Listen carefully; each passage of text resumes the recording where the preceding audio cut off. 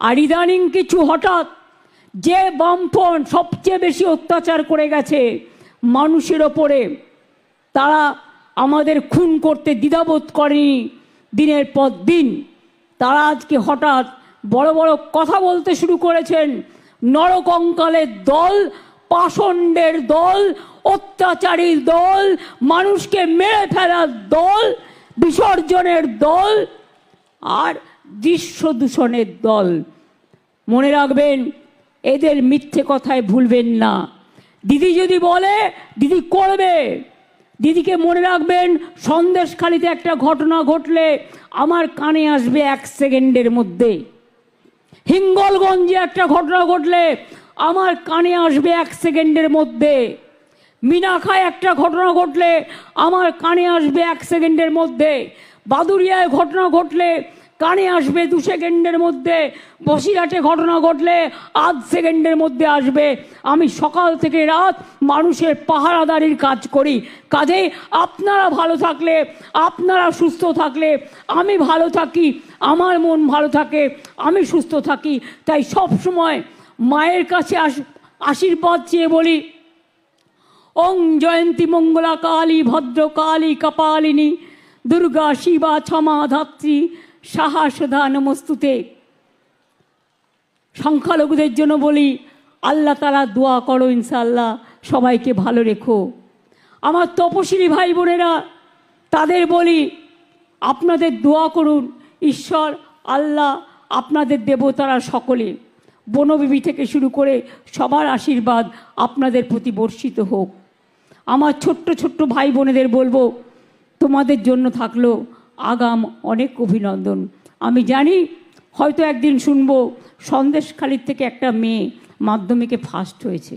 আমি এটা শুনতে চাই, হয়তো সন্দেশখালি থেকে একটা মেয়ে হায়ার সেকেন্ডারিতে ফার্স্ট হয়েছে।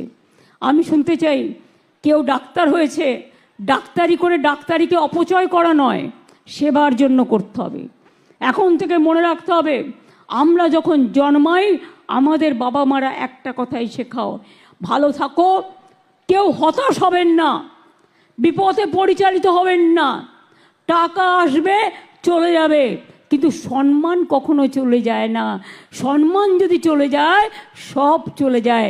টাকারও দাম থাকে না, কিচ্ছুর দাম থাকে না। মানুষের জীবন অল্পস্থায়ী, ক্ষণস্থায়ী। আজ আছে কাল নেই। আজ যদি কোটি টাকার কেউ স্বপ্ন দেখে, কালকে যদি হঠাৎ মারা গেল হৃদরোগে, তখন কি হবে? তার স্বপ্নটাই থেকে যাবে, ওই টাকা কোনো কাজে লাগবে না। কাজেই মনে রাখবেন, যদি মানুষ হতে পারেন, মনুষ্যত্বের দাম সবচেয়ে বেশি, মানবিকতার দাম সবচেয়ে বেশি, তার থেকে দাম আর কোনো কিছুতে নেই। সকলে ভালো থাকুন, সুস্থ থাকুন, সুন্দর থাকুন। জয় হিন্দ, বন্দে মাতরম, জয় বাংলা। এবং বলবো সন্দেশখালি জিন্দাবাদ। ভালো থাকুন, মা বোনেরা জিন্দাবাদ, মামাটি মানুষ জিন্দাবাদ। সকলে ভালো থাকুন, সুন্দর থাকুন। আপনাদের সকলকে জানাই হ্যাপি নিউ ইয়ার। মা বোনেরা উলুধ্বনি শঙ্করধ্বনি একটু হবে।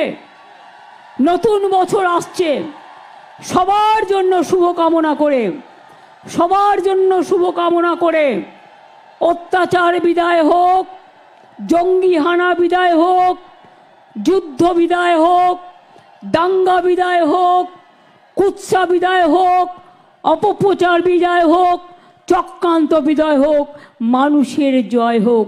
মাগো অনেক ধন্যবাদ। এই শঙ্খধ্বনি, উলুধ্বনি কেউ বা আল্লাহ তাআলার কাছে দোয়া করেছেন, আমি সবাইকে বলি অনেক ধন্যবাদ। খুব ভালো থাকবেন। মনে রাখবেন, ইছামতি নদী আপনাদের গর্ব, এটা মাথায় রাখবেন। ইছামতি নদীর পাশে আপনারা থাকেন, আর লোকে বিদেশ থেকে ইছামতি নদী দেখতে আসে। কাজেই মনে রাখবেন, এই সন্দেশখালিও আগামী দিন আস্তে আস্তে করে এগিয়ে যাবে এবং উন্নয়নের পথে পাড়ি দেবে, এটুকু ভরসা আমার আছে। আর এখানকার ছেলেমেয়েরাই একদিন বিডিও তৈরি হবে, একদিন আইপিএস তৈরি হবে, একদিন আইএস তৈরি হবে, একদিন ইঞ্জিনিয়ার তৈরি হবে, একদিন ডাক্তার তৈরি হবে। তারা অঞ্চলগুলোকে আরও বেশি উন্নত করে তুলবে। আমরা যতটা পারবো আমাদের প্রয়োজনীয় সাধ্যমতো চেষ্টা আপনাদের জন্য করব। সন্দেশখালি জিন্দাবাদ, মা বোনেরা জিন্দাবাদ, আমার ছাত্রছাত্রীরা জিন্দাবাদ এবং আমার শ্রমিক কৃষক ভাই বোনেরা সকলকে, আমার বয়োজ্যেষ্ঠদের সকলকে প্রণাম জানাচ্ছি, সমবয়সীদের শুভেচ্ছা এবং ছোটদের আন্তরিক অনেক প্রীতি ও শুভেচ্ছা। সরকারি কাজে শারদের সাথে যারা সাহায্য করেছেন, প্রশাসন